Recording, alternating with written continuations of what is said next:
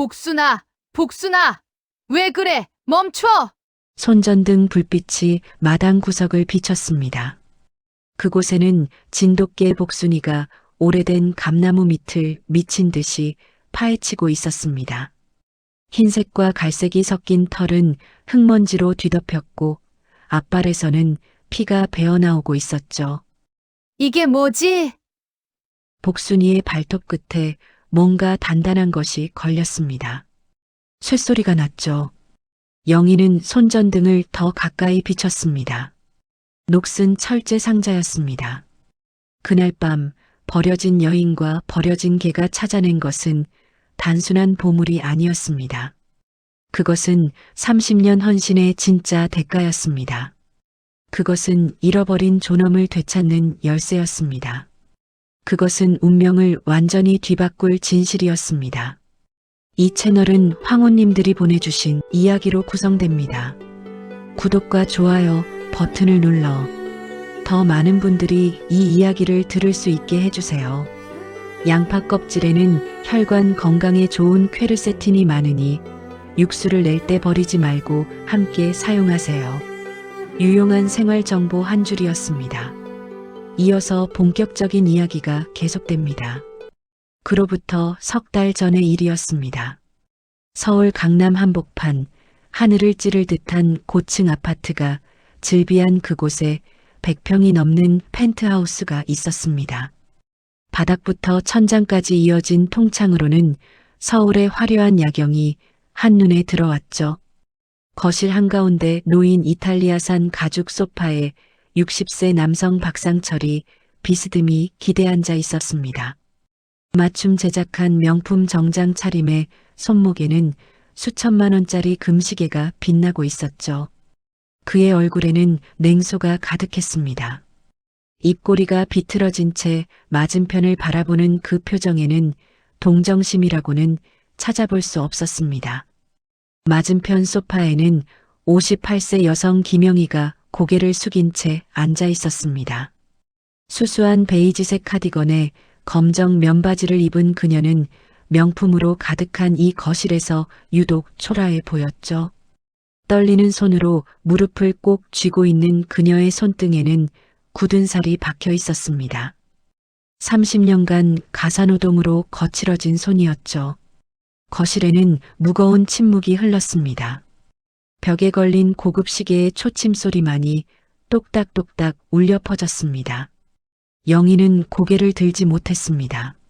뭔가 끔찍한 일이 일어날 것 같은 예감이 온몸을 짓눌렀으니까요. 상철이 탁자 위로 두툼한 서류 봉투를 던졌습니다. 봉투가 대리석 탁자에 부딪히며 둔탁한 소리를 냈죠. 이혼 서류야. 서명해. 상철의 목소리는 차갑고 무덤덤했습니다. 마치 출장 서류를 처리하듯 아니면 거래처에 계약서를 넘기듯 그렇게 담담하게 말했죠. 영희의 머리가 번쩍 들렸습니다. 눈이 커진 그녀는 믿을 수 없다는 표정으로 남편을 바라봤습니다. 입술이 파르르 떨렸고 목소리가 나오지 않았죠. 잠시 후에야 겨우 떨리는 목소리로 물을 수 있었습니다. 뭐라고요? 이혼이요? 영희의 목소리는 작고 떨렸습니다. 믿을 수 없었습니다. 30년을 함께 산 남편이 그 긴 세월을 함께한 사람이 지금 이혼 서류를 던진 겁니다. 그것도 아무렇지도 않게. 상철은 시큰둥하게 어깨를 으쓱하며 말했습니다. 30년 같이 살았으니 됐어. 이제 각자 인생 살자고. 상철의 말투는 마치 장사를 정리하는 사업가 같았습니다. 감정이라고는 찾아볼 수 없는 차가운 목소리였죠. 그는 다리를 꼬고 앉아 영희를 내려다보고 있었습니다. 영희의 목소리가 더 커졌습니다. 떨림 속에 절박함이 섞여 들어왔죠. 당신, 제정신이에요? 30년을 어떻게 살아왔는데. 시어머니 병수발 15년, 시아버지 임종까지 제가 다 모셨잖아요. 영희의 눈에서 눈물이 맺히기 시작했습니다. 30년의 세월이 주마등처럼 스쳐 지나갔습니다. 새벽 5시에 일어나 시어머니 식사를 준비하던 날들, 시어머니가 중풍으로 쓰러진 후 15년간 기저귀를 갈아드리고 식사를 떠먹이던 날들, 시아버지가 암투병을 하실 때 병원과 집을 오가며 간병하던 날들. 그뿐만이 아니었습니다. 상철이 사업을 시작할 때 영희는 친정에서 받은 유산을 모두 쏟아부었습니다. 2천만 원이 넘는 돈이었죠. 당시로서는 작은 집 한 채를 살 수 있는 돈이었습니다. 영희는 주저없이 그 돈을 남편에게 주었습니다. 당신 사업할 때 제가 친정 유산 다 쏟아부었잖아요. 2천만 원. 그때 그 돈이 얼마짜린데. 상철이 차갑게 웃었습니다. 비웃음이 섞인 그 웃음소리가 거실에 울려 퍼졌죠. 그래서 고맙다는 말도 하고 위자료도 줄게. 네 욕심 부리지 마. 상철의 말투에는 비아냥거림이 가득했습니다. 마치 영희가 뭔가 과분한 것을 요구하는 것처럼 말하고 있었죠. 바로 그때 안방 문이 스르륵 열렸습니다. 34세 여성 조희경이 나타났습니다. 긴 웨이브 머리를 찰랑거리며 걸어오는 그녀는 화려한 원피스 차림이었습니다. 목에는 다이아몬드 목걸이가 반짝였고 손에는 명품 핸드백을 들고 있었죠. 발에 신은 하이힐은 한 켤레에 100만 원이 넘는 것이었습니다. 이경은 영희를 보고 빙그레 웃었습니다. 하지만 그 웃음에는 조롱이 가득했죠. 아직도 계세요? 할머니는 빨리 정리하시고 나가셔야죠. 이경의 목소리는 달콤했지만 독이 섞여 있었습니다. 할머니라는 호칭에는 경멸이 담겨 있었죠. 영희는 이경보다 24살밖에 많지 않았지만 이경은 영희를 늙은 할머니 취급했습니다. 영희는 입술을 깨물었습니다. 온몸이 부들부들 떨렸죠. 분노와 굴욕감이 동시에 밀려왔습니다. 이게 대체 무슨... 영희의 목소리는 떨렸지만 억눌린 분노가 느껴졌습니다. 하지만 이경은 아랑곳하지 않았습니다. 오히려 상철의 어깨에 손을 올리며 속삭였죠. 오빠, 빨리 처리하세요. 저 낡은 옷 냄새 때문에 머리 아파요. 이경의 말에 상철이 고개를 끄덕이며 영희를 바라봤습니다. 그의 눈빛에는 동정심도 미안함도 없었습니다. 그저 성가신 일을 빨리 처리하고 싶다는 불편함만이 가득했죠. 영희 씨, 내가 이해해.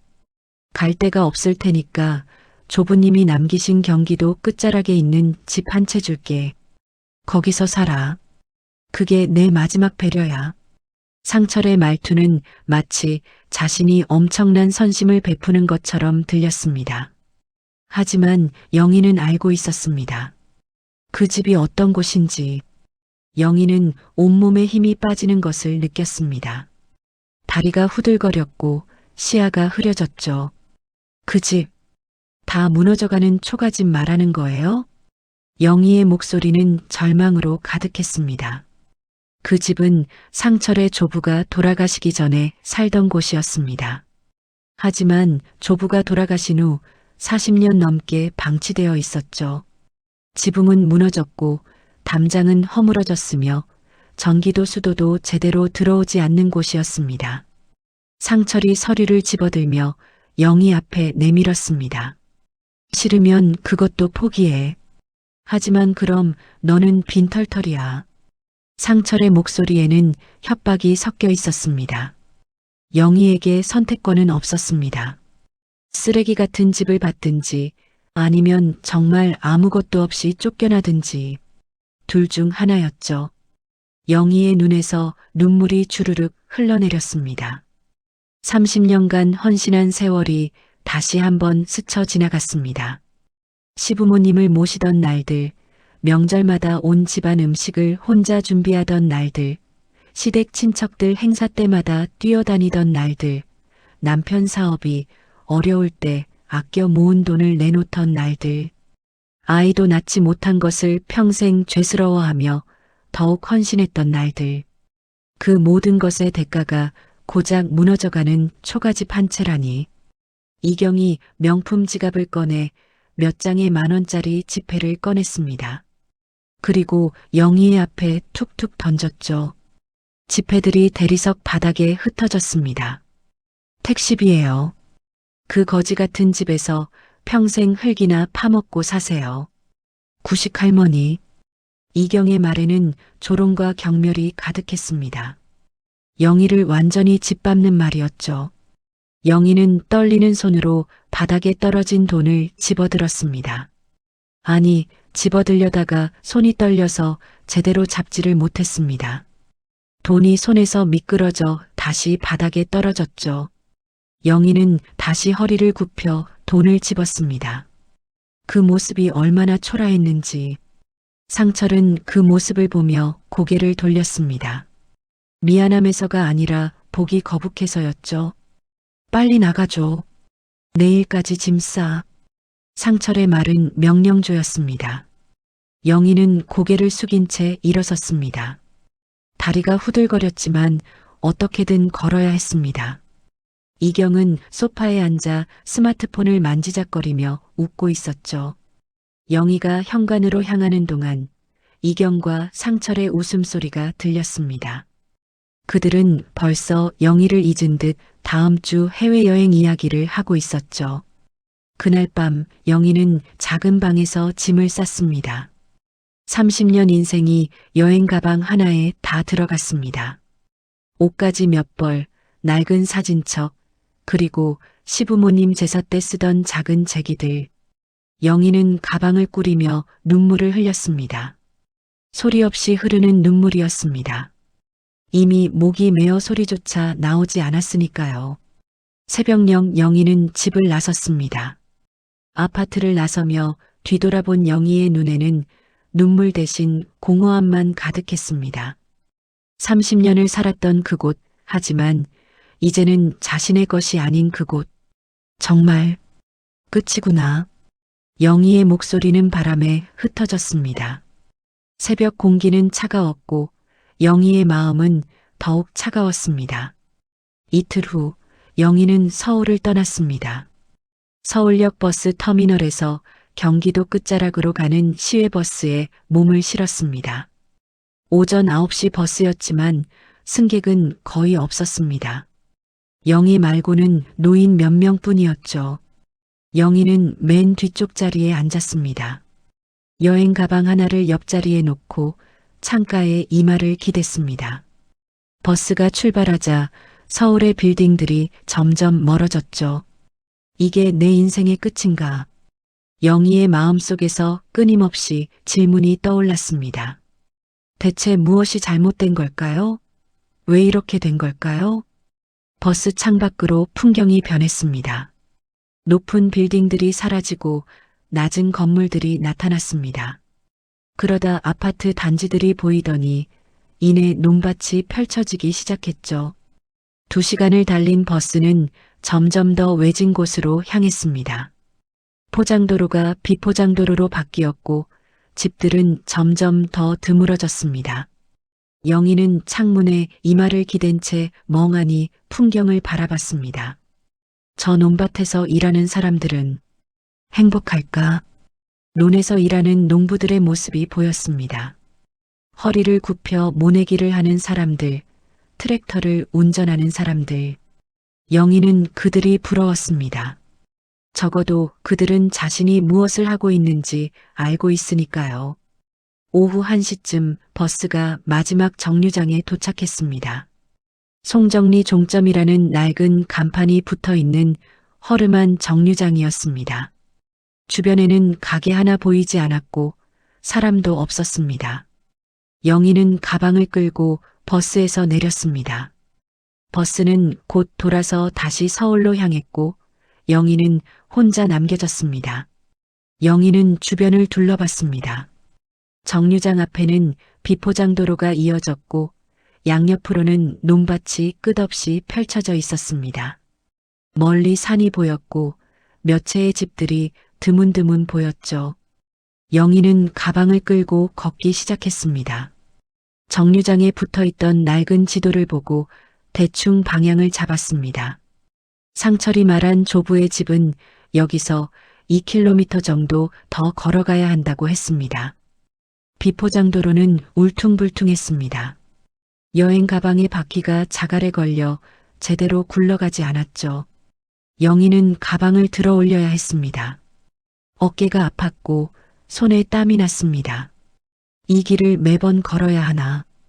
영희의 마음은 점점 더 무거워졌습니다. 주변에는 아무도 없었습니다. 차 한 대 지나가지 않았고 사람도 보이지 않았습니다. 오직 영희만이 이 황량한 길을 홀로 걷고 있었죠. 30분쯤 걸었을까요? 영희의 다리는 후들거렸고 숨이 차올랐습니다. 평소 운동을 하지 않았던 탓에 체력이 바닥났죠. 영희는 길가에 주저앉아 쉬었습니다. 여기서 이렇게 죽는 건 아니겠지. 무서운 생각이 들었습니다. 만약 여기서 쓰러지면 누가 알까요? 이 외진 길에서 혼자 쓰러지면 아무도 모를 수도 있습니다. 영희는 고개를 저으며 일어섰습니다. 포기할 수 없었습니다. 아니, 포기할 곳도 없었습니다. 갈 곳은 오직 저 앞에 있는 집뿐이었으니까요. 다시 30분을 걸었습니다. 그제야 멀리 낡은 초가집 한 채가 보였습니다. 영희는 걸음을 멈췄습니다. 아, 저게 내 집이라니. 초가집은 상상했던 것보다 더 끔찍했습니다.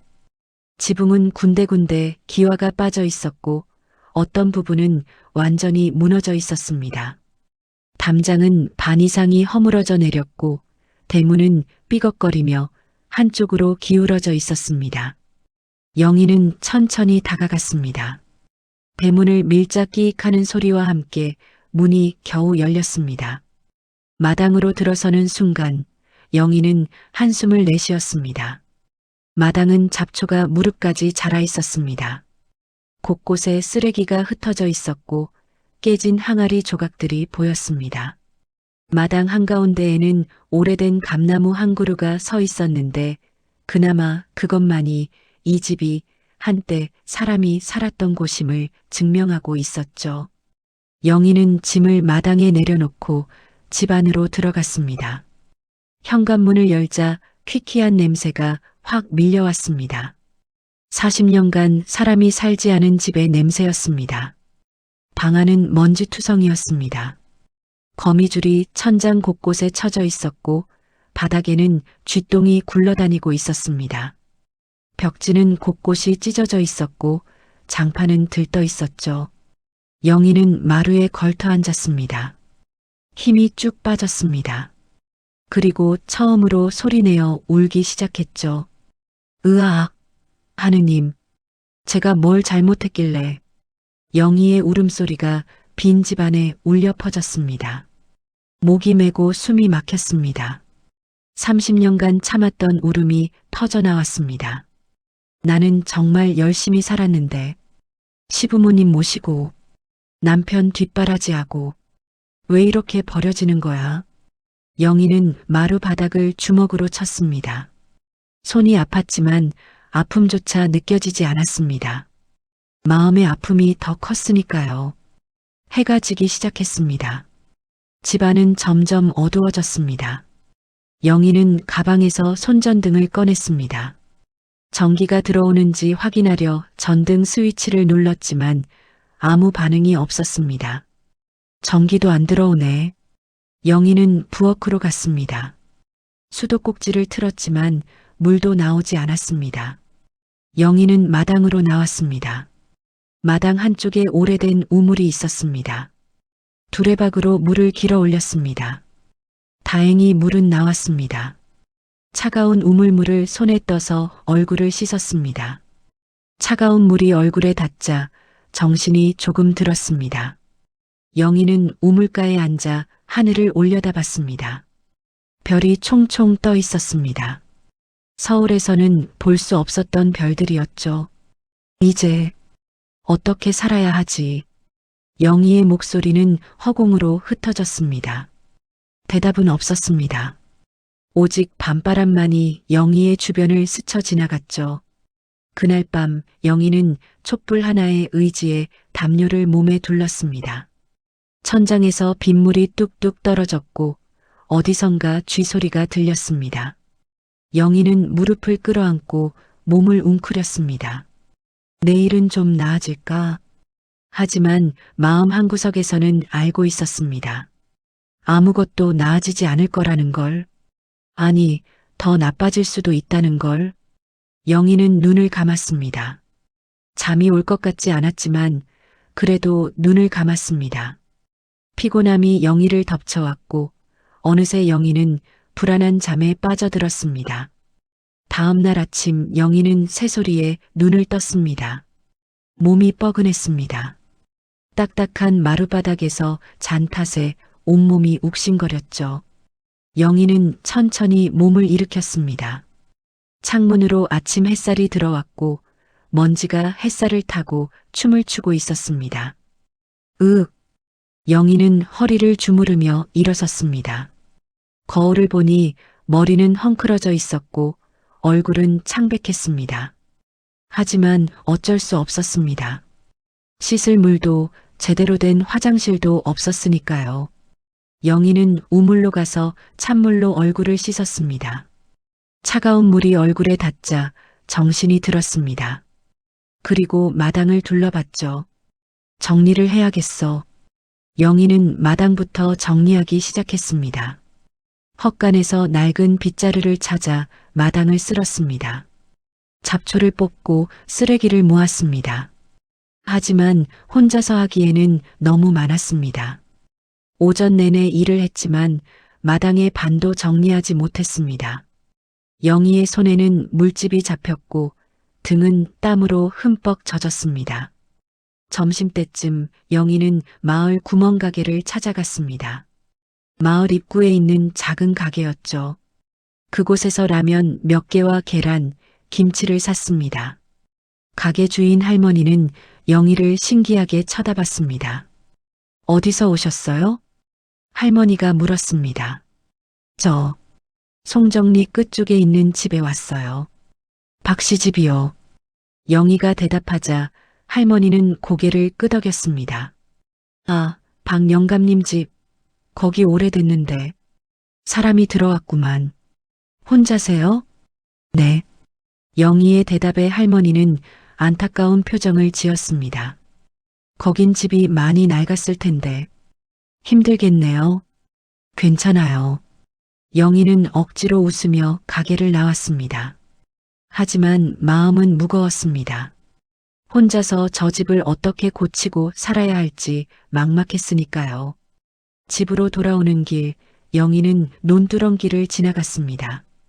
오후 햇살이 따뜻했고 논에서는 개구리 소리가 들렸습니다. 그런데 갑자기 풀숲에서 낑낑거리는 소리가 들렸습니다. 응? 무슨 소리지?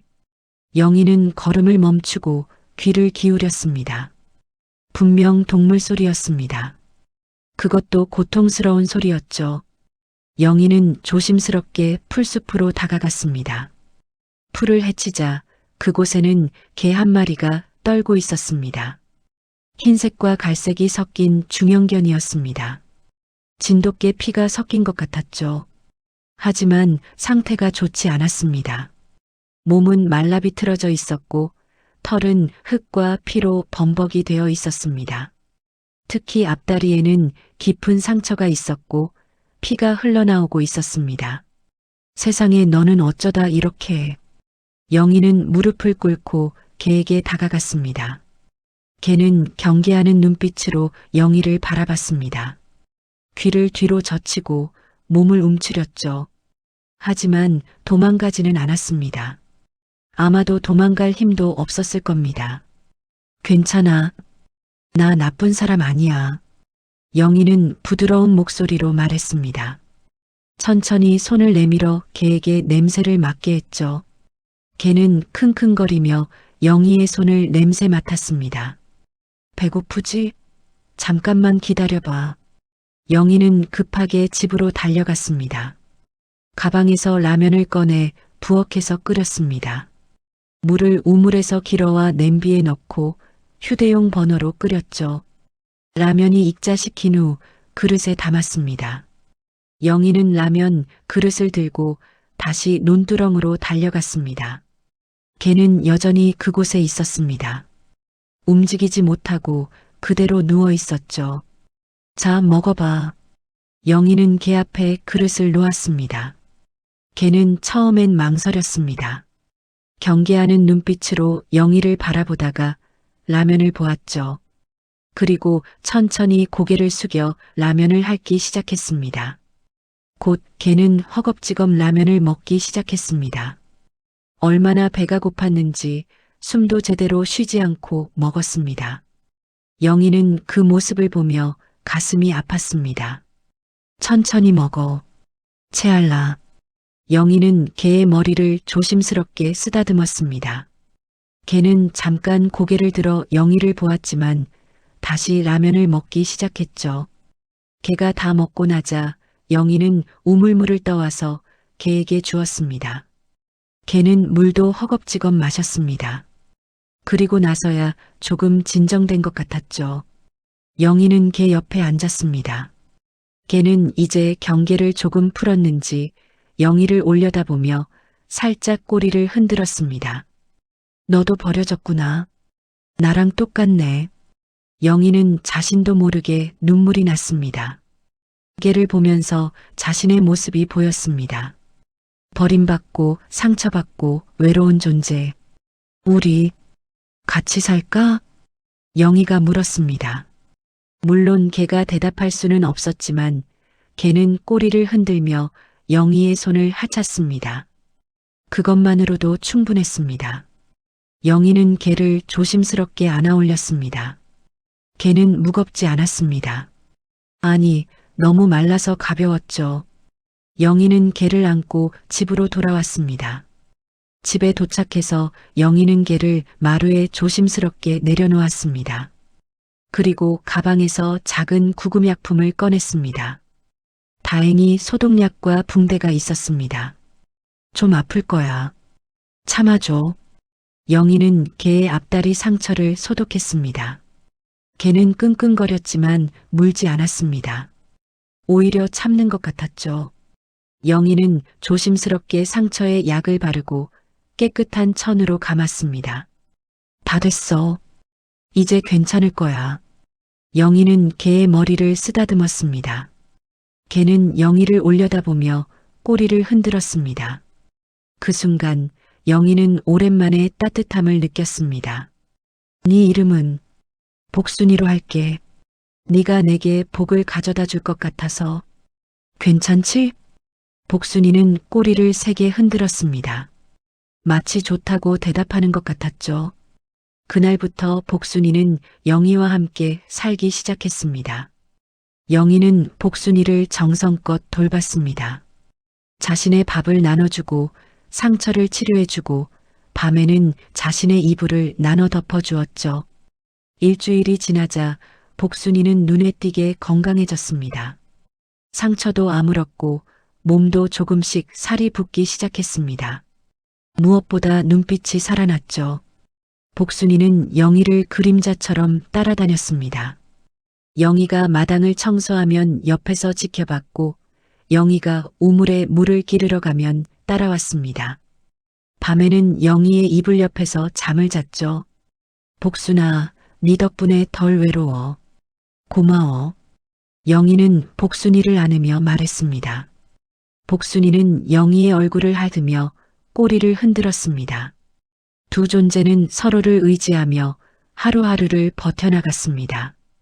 영희에게 복순이는 유일한 친구였고 복순이에게 영희는 구원자였습니다.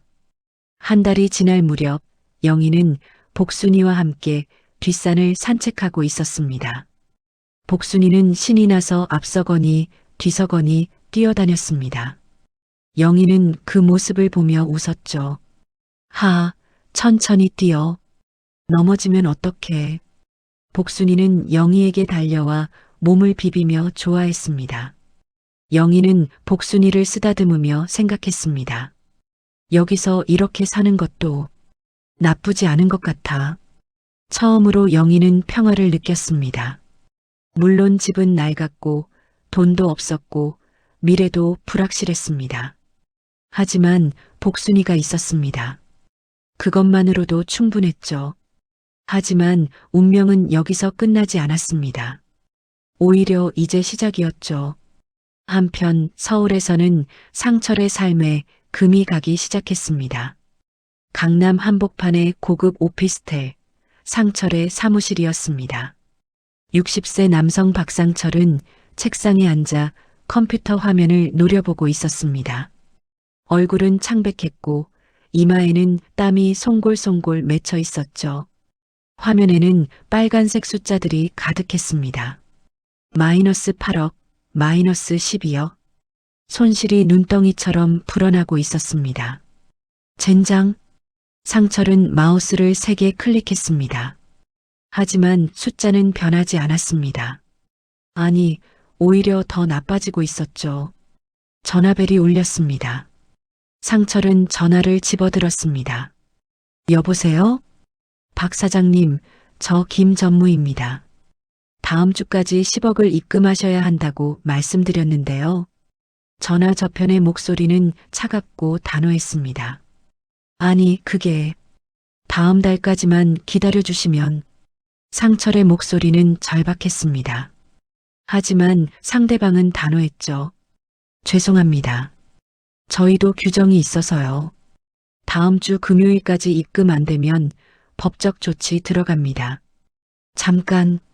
하지만 전화는 끊겼습니다. 상철은 전화기를 내려놓고 머리를 감싸 쥐었습니다. 이럴 수가. 지난 석 달 동안 상철은 무리한 투자를 했습니다. 영희를 내보낸 후 이경과의 새로운 생활을 위해 더 많은 돈이 필요했으니까요. 이경은 끝없이 돈을 요구했고 상철은 그 요구를 들어주기 위해 회사 자금을 빼돌렸습니다. 신규 사업에 20억을 투자했지만 실패했습니다. 부동산 투기에 15억을 썼지만 가격이 폭락했습니다. 거래처와의 계약은 취소되었고 납품 대금은 받지 못했습니다. 모든 것이 꼬이기 시작했습니다. 바로 그때 사무실 문이 열리며 34세 여성 조희경이 들어왔습니다. 손에는 명품 쇼핑백이 여러 개 들려 있었고 얼굴에는 환한 미소가 가득했습니다. 오빠, 오늘 백화점에서 신상 나왔는데 다 샀어요. 가방도 사고 구두도 샀어요. 아, 그리고 저녁에 프렌치 레스토랑 예약했는데 같이 가요.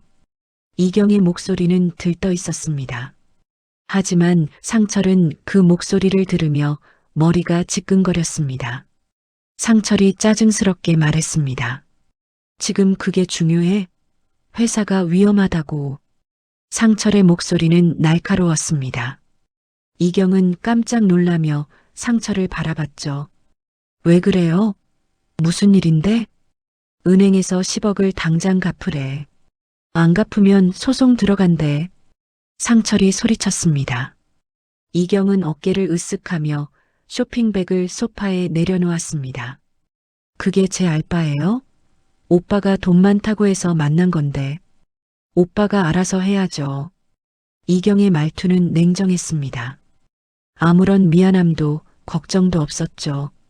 그저 자신과는 상관없는 일이라는 듯 무관심했습니다. 상철은 이를 악물었습니다. 이경과 함께 산 지 석 달, 그녀는 한 달에 5천만 원 이상을 썼습니다. 명품 가방, 보석, 고급 레스토랑, 해외여행. 끝이 없었죠. 상철은 회사 자금까지 빼돌려 그녀에게 썼습니다. 처음에는 괜찮았습니다. 회사가 잘 돌아가고 있었으니까요. 하지만 투자가 실패하면서 모든 것이 무너지기 시작했습니다. 좀만 아꼈어. 상철의 목소리는 떨렸습니다. 하지만 이경은 코웃음을 쳤습니다. 그럼 그 할머니한테 다시 가시든가요? 전 이런 거 못 참아요.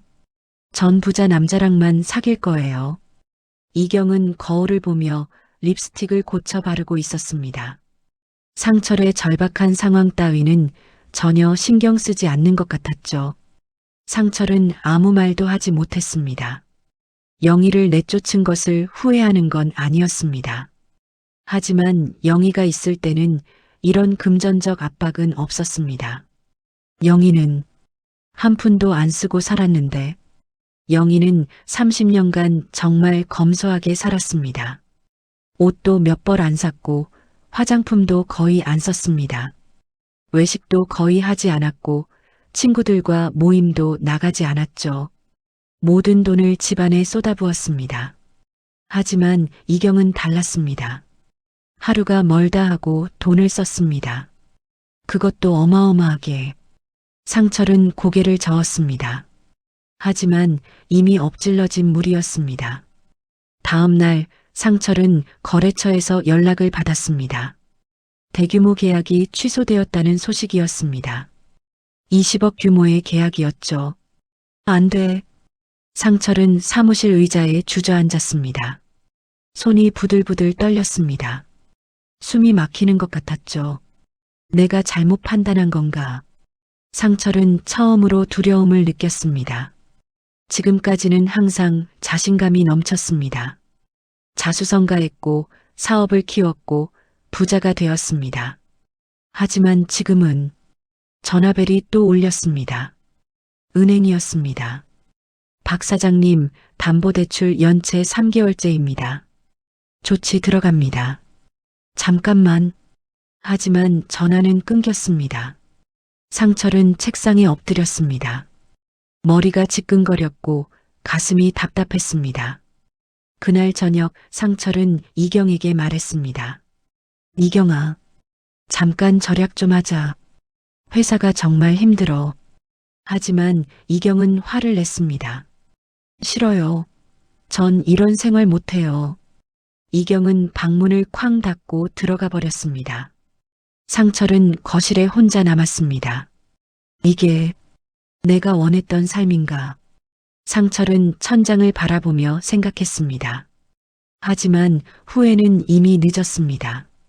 모든 것이 무너지고 있었으니까요. 2달이 흘렀습니다. 영희는 복순이와 함께 소박하지만 평화로운 일상을 보내고 있었습니다. 초가집도 조금씩 정리가 되었고 마당의 잡초도 대부분 뽑았습니다. 여전히 비는 새고 전기는 들어오지 않았지만 영희는 적응해 가고 있었죠. 새벽이면 일어나 우물에서 물을 길었습니다. 차가운 새벽 공기를 마시며 얼굴을 씻는 것이 일과의 시작이었죠. 복순이는 항상 영희의 곁에 있었습니다. 복순아, 오늘은 뭐 먹을까? 우리 계란이랑 김치찌개 끓여 먹자. 영희는 작은 부엌에서 소박한 식사를 준비했습니다.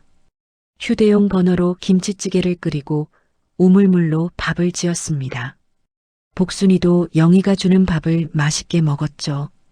복순아, 맛있지? 우리 복순이 밥 잘 먹네. 영희는 복순이를 쓰다듬으며 웃었습니다. 복순이는 꼬리를 흔들며 영희를 올려다봤습니다. 식사 후에는 마당 일을 했습니다. 텃밭을 만들어 상추와 고추를 심었습니다. 처음에는 서툴렀지만 마을 할머니들의 도움으로 조금씩 배워갔죠. 이렇게 심으면 되는 거예요? 영희가 물으면 이웃 할머니가 웃으며 알려주었습니다. 그래요. 그렇게 하면 돼요. 물 자주 주고 햇볕 잘 쬐게 하면 잘 자랄 거예요. 영희는 할머니들에게 고마워했습니다. 처음에는 낯설었던 시골 생활이 조금씩 익숙해졌죠. 오후에는 복순이와 함께 뒷산을 산책했습니다. 복순이는 신이 나서 앞서거니 뒤서거니 뛰어다녔습니다. 나비를 쫓기도 하고 풀숲을 헤집고 다니기도 했죠. 천천히 뛰어. 넘어지면 어떡해. 영희는 복순이를 보며 웃었습니다. 웃음이 이렇게 편안할 수 있다는 걸 처음 알았습니다. 서울에서는 언제 웃어봤던가요? 시부모님 눈치를 보고 남편 비위를 맞추느라 웃을 겨를이 없었습니다. 하지만 여기서는 달랐습니다. 복순이와 함께 있으면 그저 행복했습니다. 여기서 이렇게 사는 것도 나쁘지 않은 것 같아. 영희는 산 위에서 마을을 내려다보며 생각했습니다. 돈도 없고 미래도 불확실하지만 이 평화만으로도 충분했습니다. 하지만 그날 밤 이상한 일이 벌어졌습니다. 영희가 잠들려고 누웠는데 복순이가 갑자기 일어나 마당으로 나갔습니다. 복순아, 어디가? 영희는 복순이를 불렀지만 복순이는 대답하지 않았습니다.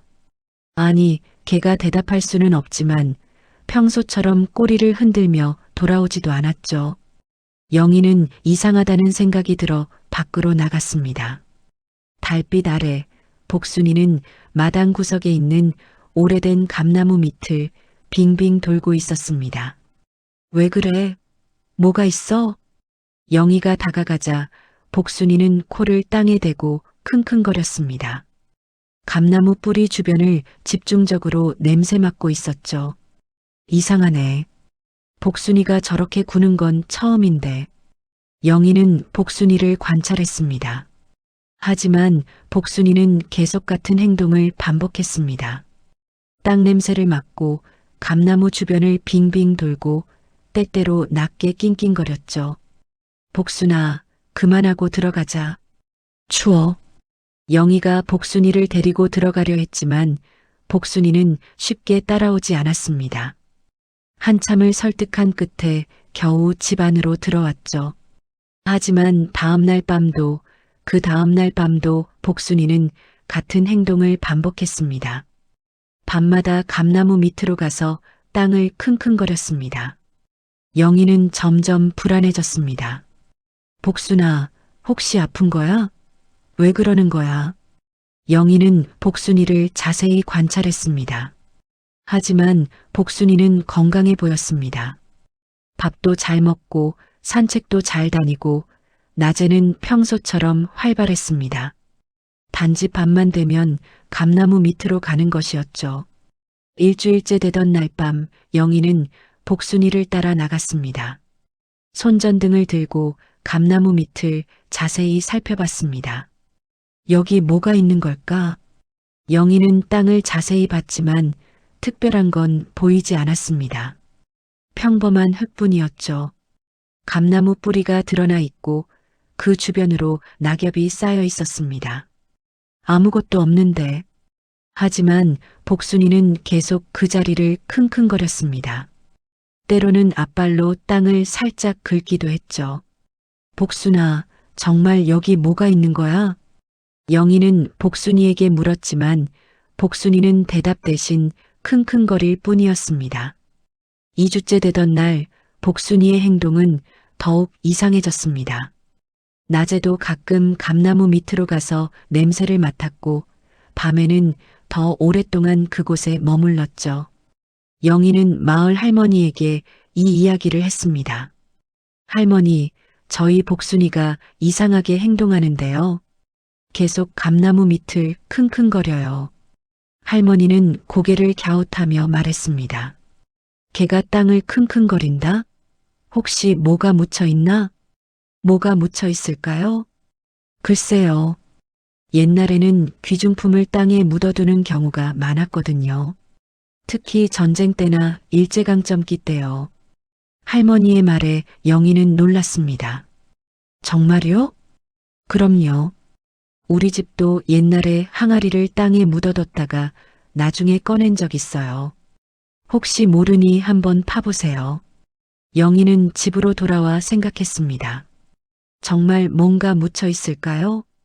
하지만 영희는 선뜻 땅을 파지 못했습니다. 만약 아무것도 없으면 어쩌죠? 괜히 땅만 망가뜨리는 것 아닐까요? 3주째 되던 날 밤 복순이의 행동은 정점에 달했습니다.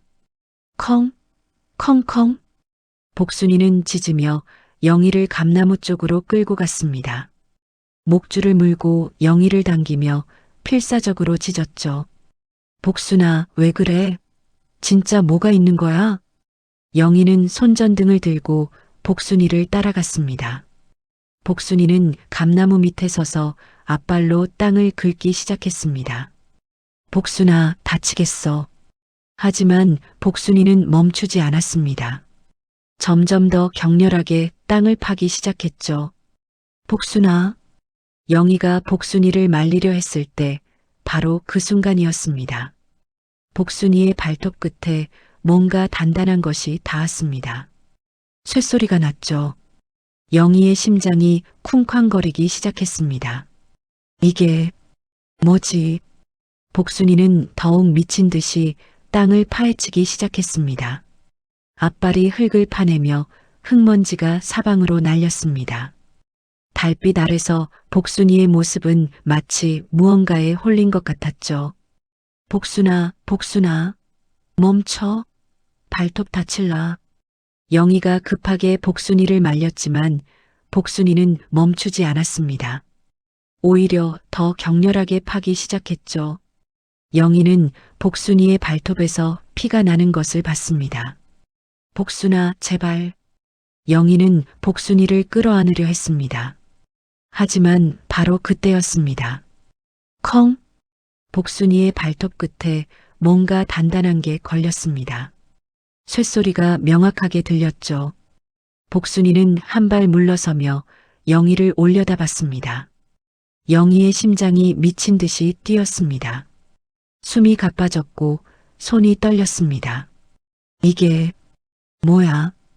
영희는 무릎을 꿇고 앉아 손전등으로 구멍을 비쳤습니다. 파인 흙 사이로 녹슨 금속이 보였습니다. 영희는 떨리는 손으로 흙을 걷어냈습니다. 녹슨 철제 상자였습니다. 그리고 그 옆에는 낡은 도자기 단지도 함께 묻혀 있었습니다. 세상에, 영희는 숨을 멈췄습니다. 이것이 정말 일어나고 있는 일인가? 꿈은 아닌가? 영희는 볼을 꼬집어 봤습니다. 아팠습니다. 꿈이 아니었죠. 복순이는 영희 옆에 앉아 꼬리를 흔들고 있었습니다. 마치 내가 찾았잖아라고 말하는 것처럼. 복순아, 네가 이걸 찾은 거야? 영희는 떨리는 손으로 상자를 조심스럽게 들어 올렸습니다. 상자는 생각보다 무거웠습니다. 손에 잡히는 무게감이 뭔가 중요한 것이 들어있다는 걸 말해주고 있었죠. 도자기 단지도 함께 들어 올렸습니다. 단지는 오래되어 보였지만 깨지지 않았습니다. 이게 여기 왜 묻혀있지? 영희는 복순이를 쳐다봤습니다. 복순이는 여전히 꼬리를 흔들며 영희를 바라보고 있었습니다. 복순아, 우리 이거 안으로 가져가자. 영희는 상자와 단지를 조심스럽게 안고 일어섰습니다. 다리가 떨렸지만 어떻게든 걸어야 했습니다. 복순이도 영희를 따라 집 안으로 들어갔죠. 영희는 상자와 단지를 식탁 위에 조심스럽게 올려놓았습니다. 그리고 방 안의 촛불을 모두 켰습니다. 희미한 촛불이 여러 개 켜지자 방 안이 밝아졌죠. 영희는 심호흡을 했습니다. 그리고 녹슨 자물쇠를 살펴봤습니다. 자물쇠는 완전히 녹슬어 있었습니다. 어떻게 열지? 영희는 마당에서 돌을 하나 가져왔습니다. 그리고 자물쇠를 내려쳤습니다.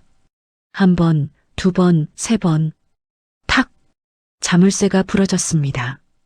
영희는 자물쇠를 제거하고 천천히 상자 뚜껑을 열었습니다. 끽! 상자가 열리는 소리가 고요한 밤에 울려 퍼졌습니다. 영희는 숨을 죽이고 상자 안을 들여다봤습니다. 상자 안에는 누렇게 바랜 종이 뭉치들이 가득 들어 있었습니다. 한자와 옛 한글이 섞여 쓰인 문서들이었죠. 종이는 오래되어 만지면 부서질 것 같았습니다. 영희는 떨리는 손으로 첫 번째 종이를 조심스럽게 집어들었습니다. 촛불을 가까이 대고 글자를 읽기 시작했죠. 일제강점기, 독립자금, 기부증서. 영희의 눈이 점점 커졌습니다. 종이에는 한자와 한글이 섞여 적혀 있었습니다. 김인현 3월 1일 본인 박영수는 조국의 독립을 위하여 전 재산의 3분의 1을 기부하나이다. 박영수, 시아버지 아버지, 그러니까 시할아버지. 영희는 놀라 다음 문서를 펼쳤습니다. 그것은 토지 소유권 증서였습니다. 경기도 광명시 철산동 일대. 영희의 손이 바들바들 떨렸습니다. 광명 철산동은 영희도 알고 있었습니다. 최근 신도시 개발로 땅값이 천정부지로 치솟은 곳이었죠. 뉴스에서 몇 번이나 본 곳이었습니다. 설마 이 땅이 지금? 영희는 급하게 다른 문서들을 뒤적였습니다. 손이 떨려서 종이를 떨어뜨리기도 했습니다. 하지만 계속 펼쳐 읽었죠. 총 5필지의 토지 소유권 증서가 나왔습니다. 모두 현재 개발 구역의 핵심 지역이었습니다. 영희는 숨이 막혔습니다. 이게 진짜야? 그리고 마지막 문서. 그것은 유언장이었습니다. 영희는 유언장을 펼쳤습니다. 손이 너무 떨려서 제대로 잡지도 못했습니다. 촛불빛 아래 글자들이 하나씩 드러났죠. 영희는 떨리는 목소리로 유언장을 읽기 시작했습니다. 본인 박영수는 이 집과 땅을 오직 가문을 진심으로 지킨 어진 며느리에게만 물려준다. 영희의 목소리가 막혔습니다. 계속 읽어 내려갔습니다. 피부치라 해도 불효하거나 가문을 배신한 자에게는 한 치의 땅도 주지 않는다. 오직 가문을 위해 헌신하고 부모를 진심으로 모신 며느리에게만 이 모든 것을 물려준다. 영희는 유언장을 놓쳐버렸습니다. 종이가 바닥에 떨어졌지만 영희는 신경 쓰지 못했습니다. 온몸에 힘이 빠졌습니다. 세상에, 이럴 수가. 영희는 의자에서 미끄러져 바닥에 주저앉았습니다. 눈물이 주르륵 흘러내렸습니다. 나를 위한 거였어? 30년간 영희는 시할아버지를 직접 만난 적이 없었습니다. 시할아버지는 영희가 결혼하기 10년 전에 돌아가셨으니까요. 하지만 시어머니는 종종 말씀하셨습니다. 우리 아버님은 며느리를 정말 소중히 여기셨다고. 영희는 그 말을 듣고 더욱 헌신했습니다. 시할아버지의 기대를 저버리지 않기 위해서라도 더 잘해야 한다고 생각했죠. 하지만 이렇게까지 생각하셨을 줄은. 복순이가 영희의 무릎에 턱을 올렸습니다. 영희는 복순이를 끌어안고 울음을 터뜨렸죠. 복순아, 네가 이걸 찾아준 거야? 으아. 그것은 슬픔의 눈물이 아니었습니다. 그것은 억울했던 30년이 보상받는 눈물이었습니다. 그것은 헌신이 헛되지 않았다는 안도의 눈물이었습니다. 그것은 새로운 인생이 시작되는 희망의 눈물이었습니다. 영희는 한참을 울었습니다. 복순이는 영희를 할그며 위로했습니다. 촛불은 천천히 타들어가고 있었고 밤은 깊어가고 있었죠. 한참 후 영희는 눈물을 닦고 일어났습니다. 문서들을 다시 조심스럽게 정리했습니다. 그리고 도자기 단지도 열어봤습니다. 단지 안에는 오래된 금부치들이 들어 있었습니다. 금가락지, 금비녀, 옛날 금아들. 모두 시할아버지가 모아두신 것들이었죠. 이 모든 게 진짜 내 거야? 영희는 믿기지 않았습니다. 하지만 유언장은 명확했습니다. 가문을 진심으로 지킨 어진 며느리에게만이라고.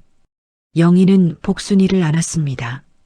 복순아, 네가 아니었으면 난 평생 이걸 모르고 살았을 거야. 복순이는 꼬리를 흔들며 영희를 올려다봤습니다. 그날 밤 영희는 잠을 이룰 수 없었습니다. 계속해서 문서들을 들여다보고 유언장을 읽고 또 읽었습니다. 이제 어떻게 해야 하지? 영희는 알고 있었습니다. 이 문서들이 진짜라면 엄청난 가치가 있다는 것을. 하지만 어떻게 증명하고 어떻게 법적으로 처리해야 하는지 몰랐습니다. 변호사를 찾아야 해. 영희는 결심했습니다. 내일 아침 서울로 가기로. 다음 날 아침 일찍 영희는 복순이와 함께 서울행 버스에 올랐습니다. 손에는 문서들이 든 가방을 꼭 쥐고 있었습니다. 밤새 잠을 못 잔 탓에 눈가에는 다크서클이 있었지만 눈빛만은 또렷했습니다. 복순이도 함께였습니다. 영희는 복순이를 두고 갈 수 없었습니다. 복순이가 이 모든 것을 찾아준 주인공이니까요. 버스에서 2시간을 달려 서울에 도착했습니다. 영희는 스마트폰으로 검색해서 대한변호사협회를 찾아갔습니다. 그곳에서 유능한 변호사를 추천받을 수 있다고 했으니까요. 협회에 도착해서 상담원에게 사정을 설명했습니다. 저 상속 관련해서 변호사님을 찾고 있는데요. 상담원은 친절하게 몇몇 변호사를 추천해 주었습니다. 그 중에서 영희는 여성 변호사를 선택했습니다. 왠지 여성 변호사가 자신의 사정을 더 잘 이해해 줄 것 같았으니까요. 그렇게 만난 사람이 52세 여성 변호사 이정민이었습니다. 이정민은 강남의 한 법률사무소에서 일하고 있었습니다. 영희는 약속을 잡고 그날 오후에 사무실을 방문했습니다. 안녕하세요. 김영희 선생님 맞으시죠? 이정민은 따뜻한 미소로 영희를 맞았습니다. 단정한 정장 차림에 짧은 단발머리를 한 그녀는 믿음직해 보였습니다. 네, 안녕하세요. 영희는 긴장한 목소리로 대답했습니다. 이정민은 영희를 회의실로 안내했습니다. 복순이도 함께 들어갔죠. 강아지 데려오셨네요. 괜찮아요. 저도 개 좋아해요. 이정민의 말에 영희는 조금 안심했습니다. 이 아이가 사연이 있어서요. 영희는 가방에서 문서들을 꺼냈습니다. 그리고 처음부터 끝까지 이야기했습니다. 30년간의 결혼 생활, 남편의 배신, 초가집에서의 생활, 복순이와의 만남, 그리고 땅속에서 발견한 문서들. 이정민은 진지하게 영희의 이야기를 들었습니다. 중간중간 고개를 끄덕이며 메모를 했죠. 이야기가 끝나자 이정민은 문서들을 하나씩 꼼꼼히 살펴봤습니다. 독립자금 기부 증서, 토지 소유권 증서, 유언장. 모든 문서를 자세히 읽었습니다. 10분쯤 지났을까요? 이정민은 고개를 들어 영희를 바라봤습니다. 이건 정말 대단한 자료네요. 이정민의 목소리에는 놀라움이 섞여 있었습니다. 영희는 떨리는 목소리로 물었습니다. 법적으로 효력이 있나요? 이정민이 고개를 끄덕였습니다. 물론입니다. 유언장도 공증은 안 되어 있지만 필적 감정을 거치면 충분히 인정받을 수 있어요. 더구나 토지 소유권 증서는 원본이고 등기부와 대조하면 바로 확인 가능합니다. 이정민은 컴퓨터를 켜서 등기부등본을 검색했습니다. 박영수 선생님 명의로 되어 있네요. 그리고 이 토지들은 현재 이정민의 눈이 커졌습니다. 광명 신도시 개발 지역의 핵심 요지입니다. 현재 시세로는 이정민은 잠시 계산기를 두드렸습니다. 대략 800억에서 1000억 정도로 추정됩니다. 영희는 숨이 멎는 것 같았습니다. 800억, 1000억? 그 숫자가 실감나지 않았습니다. 영희는 평생 몇 천만 원도 만져본 적 없었습니다. 그런데 800억이라니. 그럼 제가 영희의 목소리가 떨렸습니다. 이정민이 영희의 손을 잡았습니다. 네, 선생님께서 정당한 상속권자십니다. 유언장에 명시된 대로 가문을 지킨 어진 며느리에게 상속한다고 되어 있으니까요. 영희는 고개를 숙이고 눈물을 닦았습니다. 감정이 복받쳐 올랐습니다. 정말 이럴 자격이 있을까요? 이정민이 부드럽게 말했습니다. 선생님은 30년간 헌신하셨어요. 그 누구보다 자격이 있으세요. 영희는 눈물을 흘리며 고개를 끄덕였습니다. 이정민이 말을 이었습니다. 그런데 선생님, 한 가지 더 있어요. 영희가 고개를 들었습니다. 이혼 과정에서 박상철 씨가 재산을 은닉한 정황이 있어 보이는데요. 혹시 이혼 당시 받은 재산 목록 있으신가요? 영희가 가방에서 이혼 서류를 꺼냈습니다. 이정민은 서류를 보더니 눈썹을 찌푸렸습니다. 이건 명백한 재산 은닉이에요. 박상철 씨의 회사 계좌와 부동산을 전부 빼돌렸네요. 이건 형사고발 사유입니다. 형사고발이요? 영희는 놀라 물었습니다. 네. 재산 분할 과정에서 재산을 고의로 숨기는 건 사기죄에 해당해요.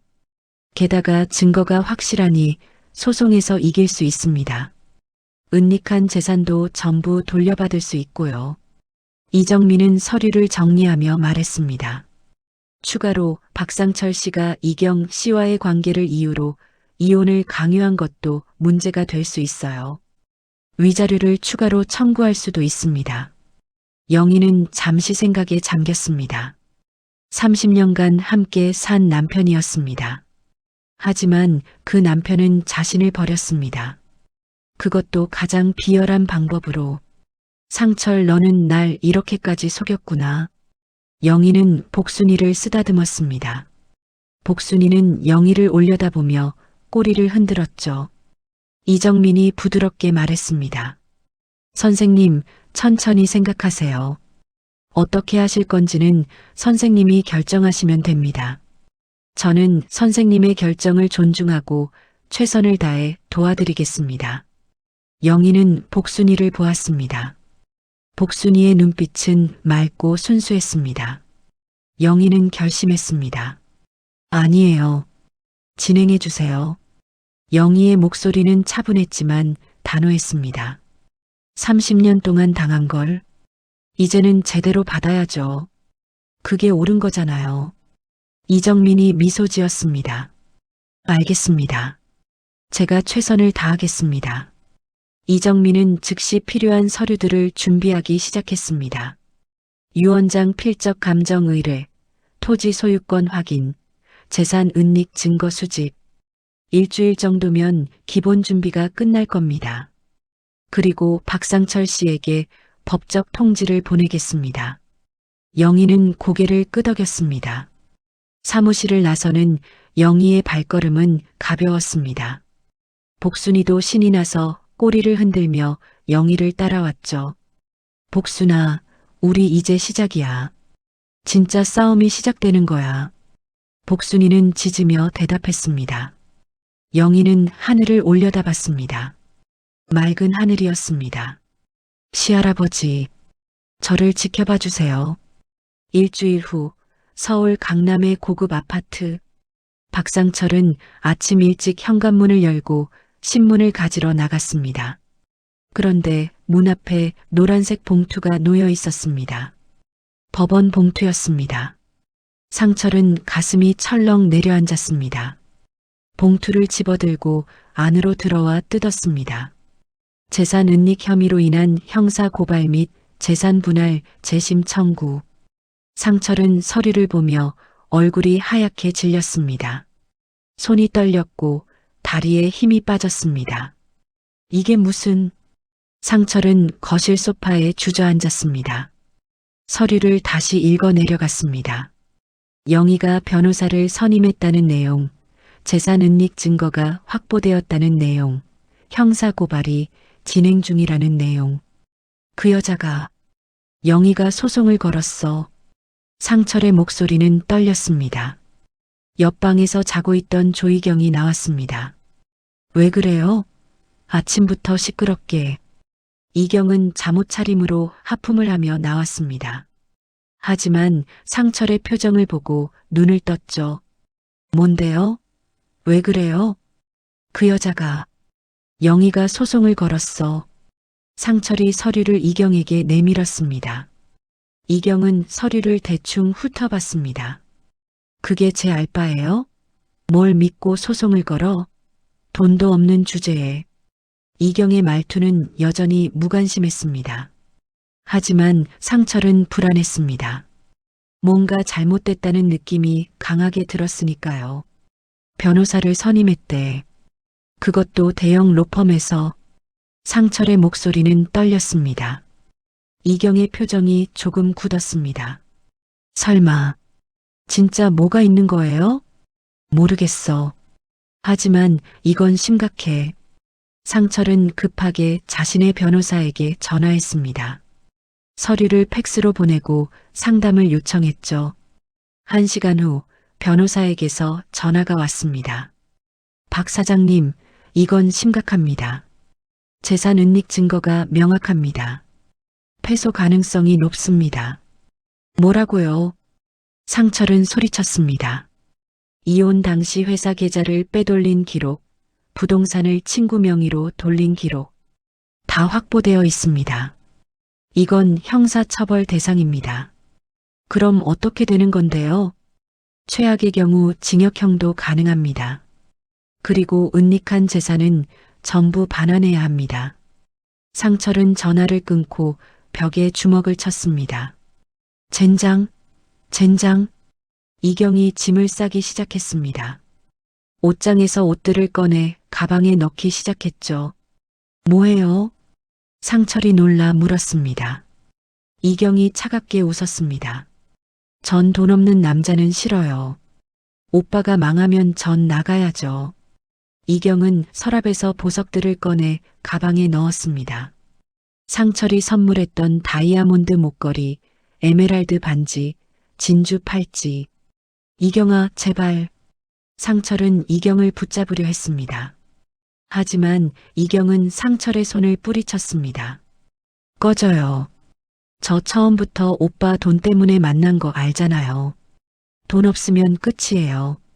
이경의 말은 차갑고 냉정했습니다. 상철은 믿을 수 없었습니다. 자신이 그렇게 아껴주고 사랑했던 여자가 이렇게 떠나다니. 이경아, 사랑한다고 했잖아. 상철의 목소리는 떨렸습니다. 하지만 이경은 코웃음 쳤습니다. 사랑? 그런 거 없어요. 전 돈을 사랑하는 거예요. 오빠가 아니라. 이경은 명품 가방들을 챙겨 현관으로 향했습니다. 안녕히 계세요. 망한 남자. 문이 쾅 닫히는 소리가 울렸습니다. 상철은 바닥에 주저앉았습니다. 온몸에 힘이 빠졌습니다. 내가 뭘 한 거야?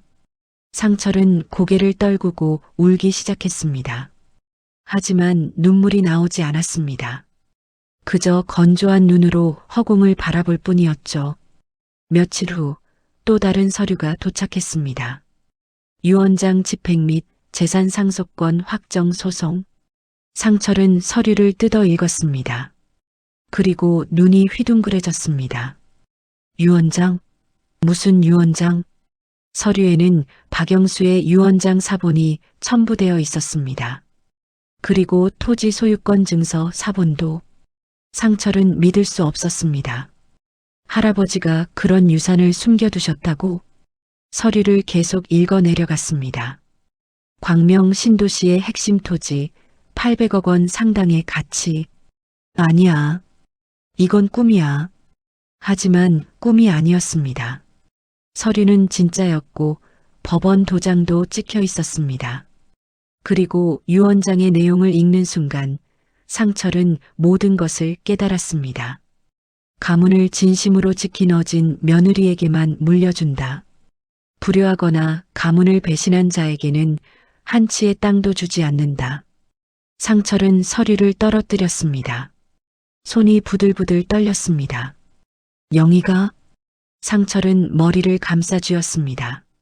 자신이 쓸모없다고 버렸던 초가집, 그 땅 속에 800억 원의 유산이 묻혀 있었다니.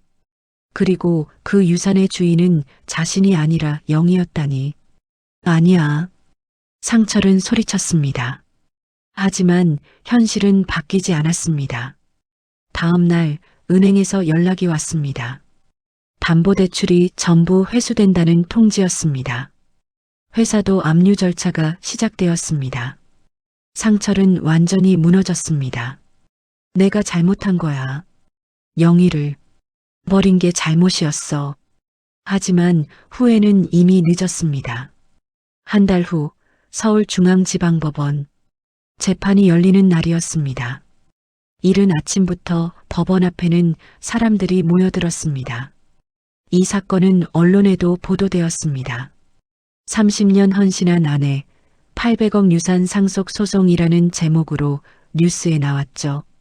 영희는 검소한 네이비색 정장 차림으로 법원에 도착했습니다. 변호사 이정민이 옆에 있었고 복순이는 법원 밖 복도에서 영희를 기다리기로 했습니다. 선생님, 긴장하지 마세요. 우리가 이깁니다. 이정민이 영희의 손을 잡으며 말했습니다. 영희는 고개를 끄덕였지만 손은 떨리고 있었습니다. 법정으로 들어가는 순간 영희는 맞은편에 앉은 상철을 보았습니다. 60세 남성 박상철은 초라한 모습이었습니다. 명품 정장 대신 평범한 검정 양복을 입고 있었고 얼굴은 수척했습니다. 눈 밑에는 다크서클이 깊게 패여 있었고 머리카락도 많이 빠진 것 같았죠. 상철은 영희를 보았습니다. 두 사람의 눈이 마주쳤습니다. 상철의 눈빛에는 후회와 절망이 가득했습니다. 하지만 영희는 시선을 돌렸습니다. 이제 끝내야 해. 재판장이 입장했습니다. 50대 중반의 남성 판사였습니다. 엄숙한 표정으로 자리에 앉더니 서류를 펼쳤습니다. 지금부터 김영희 원고와 박상철 피고 간의 재산 상속권 확정 및 재산 은닉 사건 재판을 시작하겠습니다. 판사의 목소리가 법정에 울려 퍼졌습니다. 방청객들은 숨을 죽이고 지켜봤습니다. 이정민이 일어서서 증거들을 제출했습니다. 재판장님, 먼저 박영수 씨의 유언장을 제출합니다. 필적 감정 결과 유언장은 진품으로 확인되었습니다. 이정민은 유언장 원본과 필적 감정서를 제출했습니다. 판사는 서류를 꼼꼼히 살펴봤습니다. 또한 토지 소유권 증서 원본을 제출합니다. 등기부와 대조한 결과 일치합니다.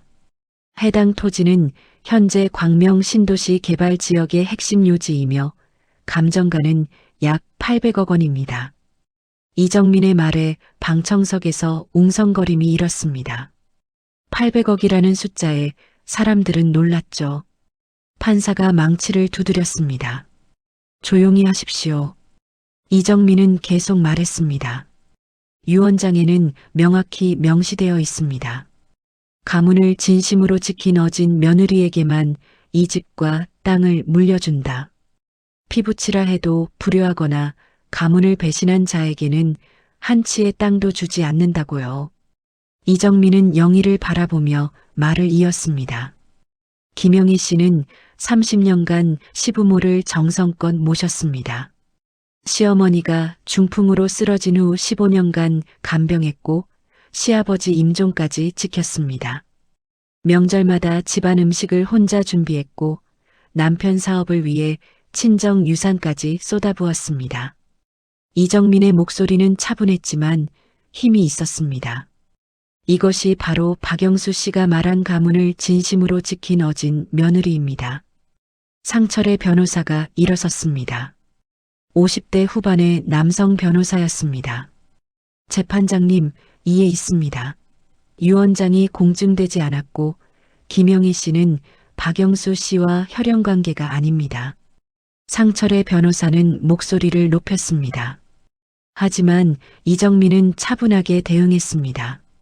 재판장님, 유언장은 공증되지 않았더라도 필적 감정을 통해 진위가 확인되었습니다. 또한 민법에 따르면 유증은 혈연관계가 아니더라도 유효합니다. 유언자가 자신의 재산을 누구에게 물려줄지는 유언자의 자유입니다. 판사가 고개를 끄덕였습니다. 맞습니다. 계속하십시오. 이정민은 다음 증거를 제출했습니다. 또한 피고 박상철 씨는 이혼 과정에서 재산을 은닉했습니다. 회사 계좌를 빼돌렸고 부동산을 친구 명의로 돌렸습니다. 이는 명백한 사기죄에 해당합니다. 이정민은 은행 거래 내역과 부동산 등기부를 제출했습니다. 상철의 얼굴이 하얗게 질렸습니다. 판사가 서류를 살펴보며 물었습니다. 박상철 씨, 이혼 당시 재산 목록에서 누락된 부분이 있습니까? 상철은 입술을 깨물었습니다. 변호사가 상철을 쳐다봤지만 상철은 아무 말도 하지 못했습니다. 그건 사업상 필요해서. 상철의 목소리는 떨렸습니다. 판사가 엄하게 말했습니다. 사업상 필요가 재산 은닉의 이유가 될 수 없습니다. 이혼 시 재산 분할은 정직하게 이루어져야 합니다. 상철은 고개를 숙였습니다. 아무런 변명도 할 수 없었습니다. 재판은 영희에게 압도적으로 유리하게 진행되었습니다. 증거는 명확했고 법리도 분명했습니다. 최종 변론 순서가 되었습니다. 이정민이 일어서서 말했습니다.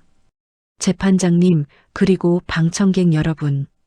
김영애 씨는 30년간 헌신했지만 한순간에 버려졌습니다.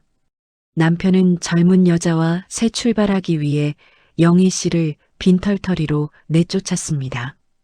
그것도 쓰레기 같은 집 한 채만 던져주면서요. 이정민의 목소리는 감정이 실려 있었습니다. 하지만 영희 씨는 포기하지 않았습니다. 그곳에서 유기견을 거두었고 그 개가 땅속에서 진실을 찾아냈습니다. 박영수 선생님의 유언장과 토지 소유권 증서를요. 이정민은 잠시 숨을 고르고 말을 이었습니다. 이것은 단순한 재산 분쟁이 아닙니다. 이것은 정의와 공정의 문제입니다. 헌신한 사람이 보상받아야 하고 배신한 사람은 대가를 치러야 합니다. 정의는 늦더라도 반드시 실현된다는 것을 이 사건이 증명합니다.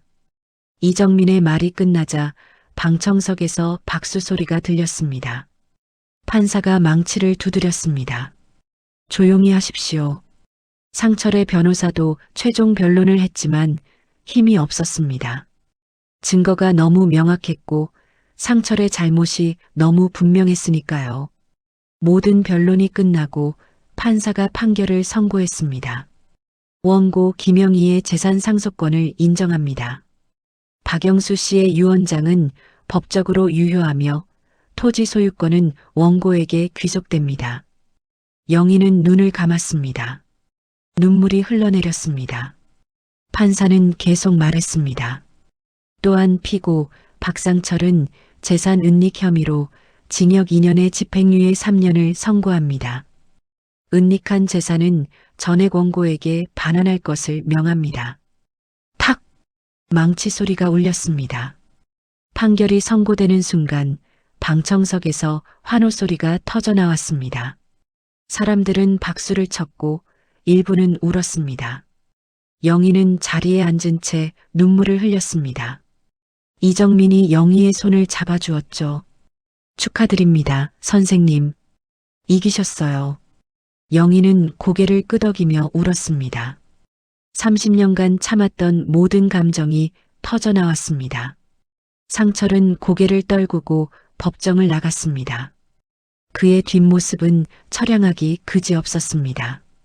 변호사도 고개를 저으며 따라 나갔죠. 법정을 나온 영희는 복도에서 기다리던 복순이를 안았습니다. 복순아, 우리 이겼어. 복순이는 꼬리를 미친 듯이 흔들며 영희의 얼굴을 하찼습니다.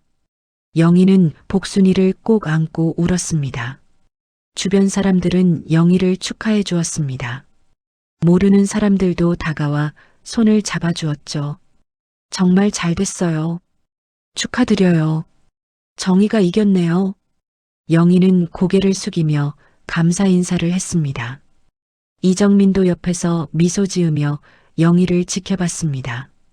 법원 밖으로 나오자 햇살이 따뜻했습니다. 영희는 하늘을 올려다봤습니다. 시할아버지, 감사합니다. 정말 감사합니다. 영희의 눈에서는 계속 눈물이 흘렀습니다. 하지만 이제는 슬픔의 눈물이 아니었습니다. 기쁨의 눈물이었고 해방의 눈물이었습니다.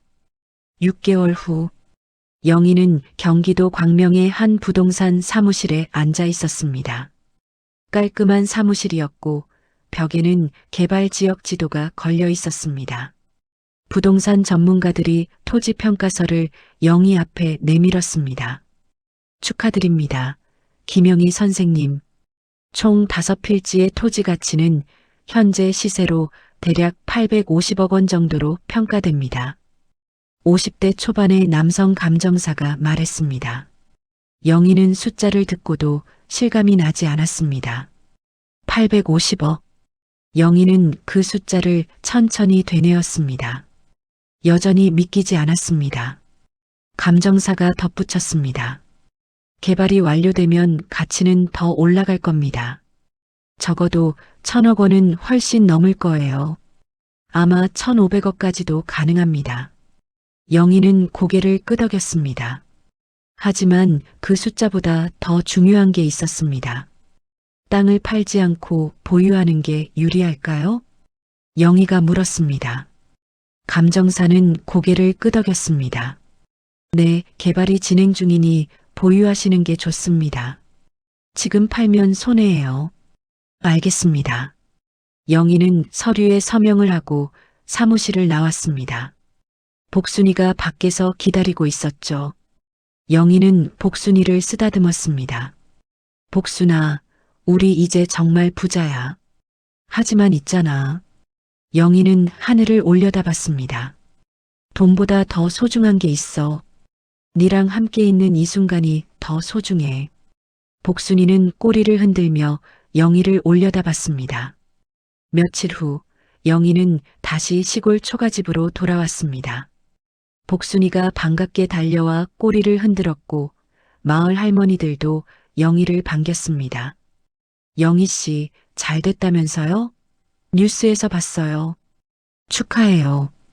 할머니들은 진심으로 기뻐해 주었습니다. 영희는 할머니들에게 감사 인사를 했습니다. 감사합니다. 할머니들 덕분에 여기서 잘 버틸 수 있었어요. 영희는 초가집을 바라봤습니다. 여전히 낡고 허름했지만 이제는 달리 보였습니다. 이 집이 자신을 구원한 장소였으니까요. 복순아, 우리 이 집 고칠까? 아니면 새로 지을까? 영희는 복순이에게 물었습니다. 복순이는 짖으며 대답했습니다. 영희는 복순이를 안고 마당에 앉았습니다. 감나무 아래 복순이가 땅을 팠던 바로 그곳이었습니다. 복순아, 네 덕분이야. 네가 아니었으면 난 아직도 절망 속에 살고 있었을 거야. 복순이는 영희의 무릎에 턱을 올렸습니다. 영희는 복순이를 쓰다듬으며 미소 지었습니다. 해질녘 영희는 산책을 나갔습니다. 뒷산을 천천히 걸으며 생각했습니다. 이 돈으로 뭘 할까? 화려한 집을 지을까? 비싼 차를 살까? 해외여행을 갈까? 하지만 영희는 그런 것들에 관심이 없었습니다. 이미 충분히 소박한 삶의 가치를 알았으니까요. 더 의미 있는 일을 하고 싶어. 영희는 복순이를 생각했습니다. 복순이처럼 버려진 개들, 상처받은 동물들, 그들을 도와주고 싶었습니다. 그리고 자신처럼 상처받은 여성들도요. 이혼당하고 버림받고 절망에 빠진 여성들. 그래, 그들을 위한 공간을 만들자. 영희는 결심했습니다. 그날 밤 영희는 설계사를 찾아갔습니다. 그리고 자신의 계획을 설명했습니다. 유기견 보호소와 상처받은 여성들을 위한 쉼터를 만들고 싶어요. 초가집은 남기고 주변에 현대식 건물을 지어주세요. 텃밭도 만들고 정원도 만들어주세요. 설계사는 영희의 이야기를 듣고 감동했습니다. 정말 아름다운 계획이네요. 최선을 다해서 설계하겠습니다. 석 달 후 공사가 시작되었습니다. 영희는 매일 공사 현장을 돌아보며 진행 상황을 확인했습니다. 그러던 어느 날 저녁 영희는 초가집 마당에서 복순이와 앉아 있었습니다. 그때 담장 너머로 누군가 나타났습니다. 상철이었습니다. 60세 남성 박상철은 초라한 옷차림이었습니다. 낡은 점퍼에 청바지를 입고 있었고 얼굴에는 수염이 덥수룩했습니다. 수척한 얼굴에는 깊은 주름이 패여 있었죠. 상철은 멀리서 영희를 바라보고 있었습니다. 담장 너머에서 감이 들어오지 못하고 영희는 상철을 보았습니다. 하지만 일어서지 않았습니다. 그저 복순이를 쓰다듬으며 앉아있을 뿐이었죠. 상철이 한 걸음 다가왔습니다. 그리고 떨리는 목소리로 말했습니다. 영희, 나야. 영희는 상철을 바라봤습니다. 하지만 표정은 무덤덤했습니다. 상철이 한 걸음 더 다가왔습니다. 미안해. 정말 미안해. 내가 잘못했어. 상철의 목소리는 떨렸고 눈에는 눈물이 고여 있었습니다. 제발 용서해줘. 나 정말 후회하고 있어. 영희는 잠시 침묵했습니다. 그리고 조용히 말했습니다. 당신이 미안해하든 말든 이제 나한테는 상관없어요. 영희의 목소리는 차분했지만 단호했습니다. 상철의 얼굴이 일그러졌습니다. 영희, 제발 한 번만. 나 정말. 당신이 원하는 게 뭐예요? 영희가 물었습니다. 용서예요? 아니면 돈이에요? 상철은 아무 말도 하지 못했습니다. 입술만 떨릴 뿐이었죠. 영희가 미소 지었습니다. 하지만 그 미소는 차갑지 않았습니다. 오히려 평온했죠. 난 당신을 용서할 생각도 복수할 생각도 없어요. 그저 내 인생을 살 거예요. 당신 없이. 영희는 복순이를 쓰다듬으며 말을 이었습니다. 30년간 당신을 위해 살았어요. 당신 부모님을 위해, 당신 사업을 위해, 당신의 체면을 위해. 영희의 목소리는 담담했습니다. 이제 남은 인생은 나를 위해 살 거예요. 내가 돕고 싶은 사람들을 위해, 의미 있는 일을 위해. 상철은 무릎이 꺾이는 것 같았습니다. 그는 담장에 기대섰습니다. 영희, 나 이제 아무것도 없어. 그건 당신이 선택한 거예요. 영희의 말은 냉정했지만 사실이었습니다. 당신은 나를 버렸어요. 30년 헌신을 쓰레기처럼 버렸죠. 그 대가를 치르는 거예요. 상철은 고개를 떨구었습니다. 어깨가 떨렸고 눈물이 떨어졌습니다. 영희는 상철을 보았지만 동정심은 들지 않았습니다. 그저 타인을 보는 것 같았죠. 이제 가세요. 다시는 여기 오지 마세요. 영희의 말은 최종 통보였습니다. 상철은 고개를 숙인 채 돌아섰습니다. 그의 뒷모습은 비틀거렸습니다. 마치 모든 것을 잃은 사람처럼. 영희는 상철이 완전히 사라질 때까지 지켜봤습니다. 그리고 복순이에게 말했습니다. 복순아, 우리 이제 진짜 새로운 시작이야. 과거는 끝났어. 복순이는 꼬리를 흔들며 짖었습니다. 영희는 일어나서 초가집 안으로 들어갔습니다. 뒤돌아보지 않았습니다. 더 이상 뒤돌아볼 필요가 없었으니까요. 1년 후, 경기도 시골, 그곳에는 더 이상 낡은 초가집만 있지 않았습니다. 영희가 만든 치유의 정원이 펼쳐져 있었습니다. 초가집은 정성껏 보수되어 아름다운 한옥으로 재탄생했습니다. 지붕은 새 기와로 덮였고 마루는 반들반들 윤이 났습니다. 하지만 옛 모습은 그대로 간직하고 있었죠. 초가집 주변으로는 현대식 건물들이 조화롭게 배치되어 있었습니다. 유기견 보호소, 여성쉼터, 공동작업실, 텃밭, 정원. 마당에는 10여 마리의 개들이 뛰놀고 있었습니다. 복순이를 비롯해 영희가 구조한 유기견들이었죠. 크고 작은 개들이 서로 어울려 놀고 있었습니다. 텃밭에서는 여러 여성들이 일하고 있었습니다. 20대부터 60대까지 다양한 나이의 여성들이 상추를 따고 고추를 수확하고 흙을 만지며 치유받고 있었습니다. 선생님, 오이가 정말 많이 열렸어요. 30대 초반의 한 여성이 오이 바구니를 들고 왔습니다. 영희는 미소 지으며 오이를 받았습니다. 잘했어요. 오늘 점심에 오이 무침 해 먹어요. 네. 여성은 환하게 웃으며 다시 밭으로 갔습니다. 그녀는 석 달 전 이곳에 왔을 때만 해도 웃을 줄 몰랐습니다. 남편의 폭력으로 상처받아 아무것도 할 수 없었죠. 하지만 이곳에서 조금씩 회복되고 있었습니다. 영희는 수수한 면 원피스를 입고 마당을 걸었습니다. 복순이가 영희의 곁을 따라왔습니다. 이제 복순이는 완전히 건강해졌고 털도 윤기가 흘렀습니다. 복순아, 오늘도 좋은 날이지? 복순이는 꼬리를 흔들며 짖었습니다.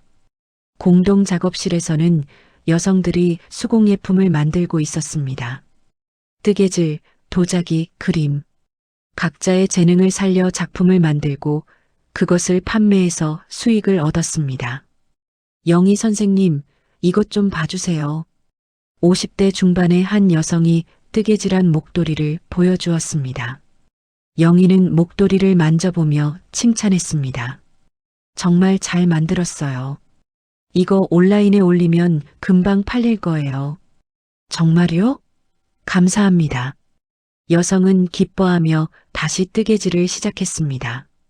영희는 이곳을 단순한 쉼터가 아니라 자립의 공간으로 만들고 싶었습니다. 여성들이 스스로 서서 새로운 삶을 시작할 수 있도록 돕고 싶었죠.